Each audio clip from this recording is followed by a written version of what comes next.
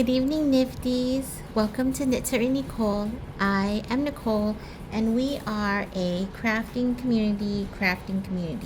So grab your work in progress, also known as a whip, and let's get started on our 10-minute crafting break. Tonight I am drinking, there's a place, I might have had it before.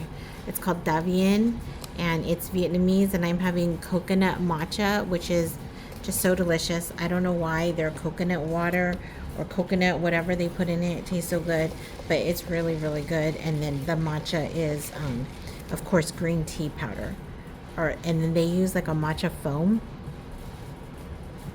So I think they whip it or something with matcha in it. I'm not sure, but it's really good. I don't get to go that often, but I do love it when I go. So today I'm working on my Annie's Kit Club squares, and we have this square that I worked on in Hawaii, block 7, and I messed it up somehow. I don't know if you can see it, but it's like this top pattern is not the same, and I tried to do it so many times, but I just haven't gotten there. So that's one in progress, block 7. Here are my colors. I'm trying to do like a kind of a little rainbow theme. So the red, the pink, the yellow. Here's our green, blue, purple, like a cute little rainbow. And then I'm gonna edge it in this white. Actually, it's called, not white, vanilla blossom.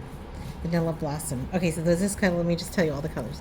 This one is mauve, and this one is just like my peachy dreams. Oh, it's called peach. Good, because that's definitely my peachy dreams. This one's called yellow. Very, so colorful. This one's called lichen, which I just love. They should have called this lemon or something. Anyway, lichen. Our blue is called denim. Okay.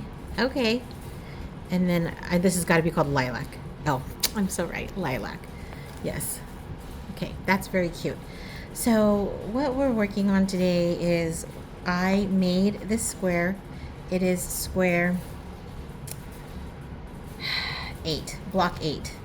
And I made it, and just like this one, this is a block, and I can't remember which one it is, but it's basically just a bunch of triple crochets. And this one turned out just too big. It's huge. So it's huge, and the block 7 that I did originally was this size. And then these are the sizes of my other ones. Here's block 6. So you can see there's quite a bit of difference. And then this is also a block. It's a little bit different. I mean, there's going to be different sizes. I mean, that's just the way, crocheting is. But depending upon your, like what you're working on. And that's why you would hope that the people who make the pattern are going to like be pretty thoughtful about it. And hopefully think of how to, a good way to kind of end up with the same size blocks. But of course, no two knitters are the same, or no two crocheters are the same. But this one's pretty good.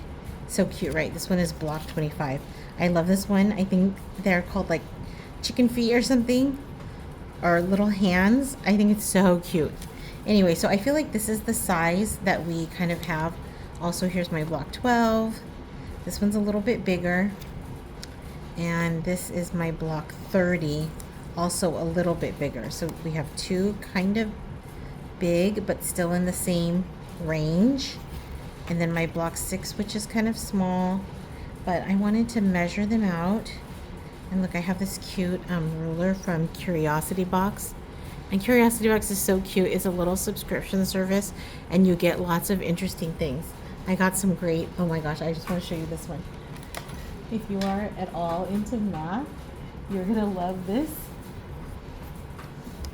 First 6 elements of Euclid.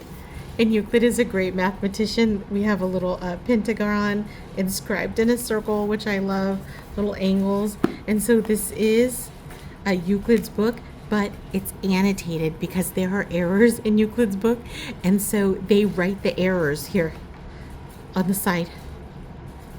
This should be in red angle, not the yellow one. How great is that? And so I was reading this, as you can see, because I have a little bookmark here, but I don't have all the time to be reading. This should definitely be 10. So that's cute, right? And I was so excited when we got this book. So it's the first 6 books. So, you know, you can have some Euclidean geometry. And Euclid is also a very famous street in the area that I live in, all through LA. I think it might even go all the way to San Diego.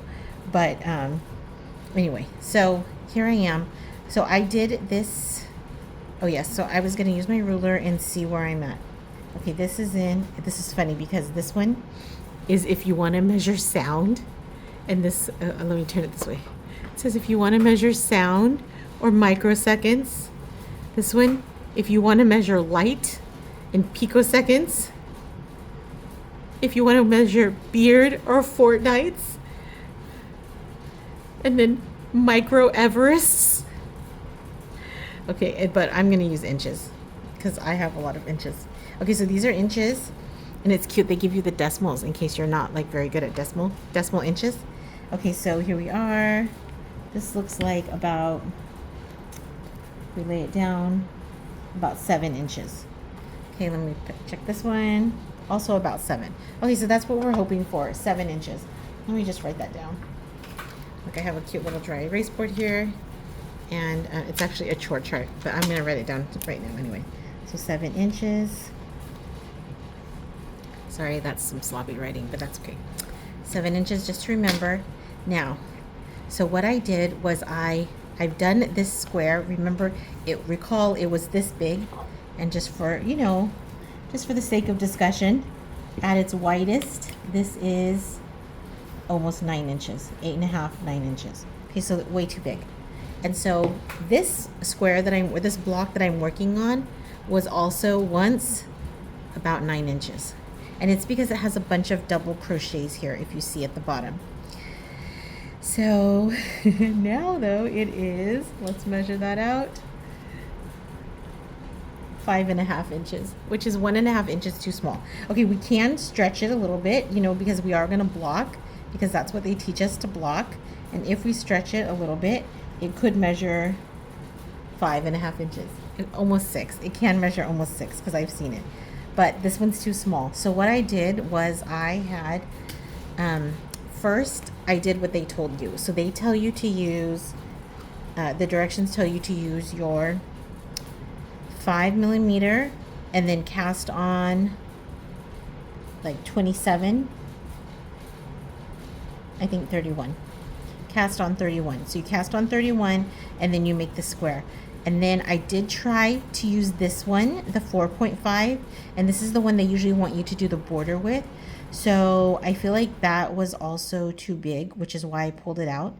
So here we are on the 3rd attempt at frogging this, because now what I did was I went and looked in my little stash from the other night, and I found this one, 3.5. And unfortunately, I don't have a 4. So I was like trying to not buy anymore because that's what kind of person I am. So one more time, because I haven't gotten that far, this is only row 2. I'm going to undo, I'm going to frog yet another, oh, I should have taken a picture. That's okay. I'm going to frog one more time this block. I'm frogging the block, and I'm going to use this one, the one that you use to typically for the border. I'm going to use it to cast on. And I just want to show you how cute these little, like, look how sweet these little double crochets are. Aren't they cute? And then in English, I think, or in like, you know, England, I think you'd call it a treble crochet. But so cute. And then look, here's another example. This block is block 12. And then here's my typical double crochet. And then here are these little baby ones. Look how cute they are. You know how when you see like things that are baby sized and they're automatically cute, like, you know, like a pair of Jordans. You see Jordans and they're cute. They look good. You like the Jordans. But when you see them baby sized, you just feel like you're going to explode from cuteness. Yes. So I feel like these little double crochet stitches are just so cute that you want to explode from cuteness. But I'm not going to, because here I am. Okay. And then also, I don't have my watch tonight. Normally I have it on. Look at my Hawaii tan. And I actually, you won't believe this, but I actually use a timer for our videos. And I know it doesn't matter because I always go over. But if I didn't have the timer, they'd all be, you know, 3 hours long. Okay, so I'm going to start here. I'm going to do 31. 1, 2, 3, 4, 5, 6, 7, 8, 9, 10, 11, 12, 13, 14, 15, 16, 17, 18, 19, 20, 21, 22, 23, 24, 25, 26, 27, 28, 29. Okay, so it was cast on 29. Yeah, I'm pretty sure that's right. And then let me see how that's looking. I feel like that is kind of a good width, right? That actually looks pretty good. Oh yeah, and then plus these 4 are gonna go up. So it'll be stretched a little bit. Okay. Okay, then it said, now I'm gonna switch to, because I feel like I did it in this one and it was too loose, but you know, I was on vacation and so maybe I should try to do it with this one again. But it was so cute with this. Okay, so one thing I did notice, I saw a post about choosing the correct hook, and it said that if you if you cast on and you see holes through it, like big holes, that means your hook is too big. And if you cast on and then the yarn splits a lot, that means your hook is too small. So if you don't know exactly, that's like kind of a good, like a big gauge. And I thought that was good because when I cast on with this 3.5 earlier today, because I was trying to get, you know, a good place for our video today. Anyway, when I cast on, I was splitting a lot. So one thing I do that I'm not sure everyone does, but that a lot of people do.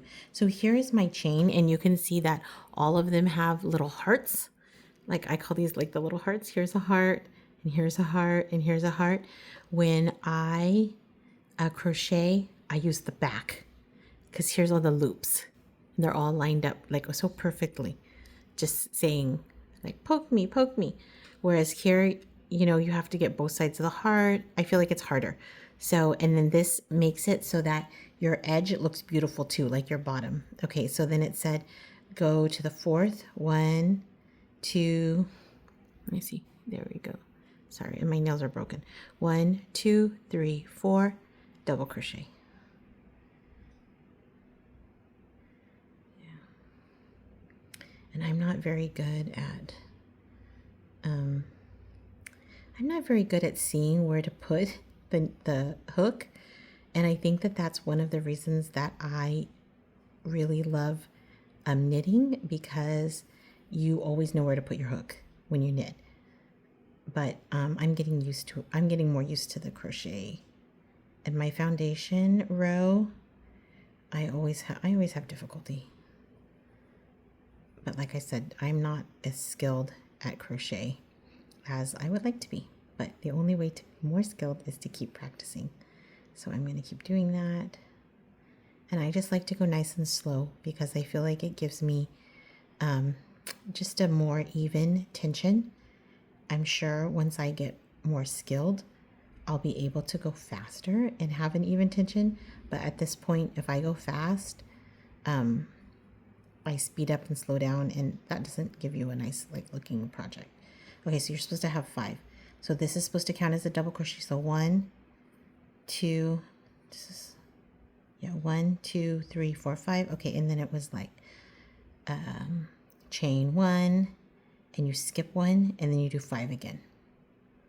5 double crochets. Or if you are in Europe, you know, I don't know if it's all over Europe. I just know like in England, they call this a triple, but in the US we call it a double.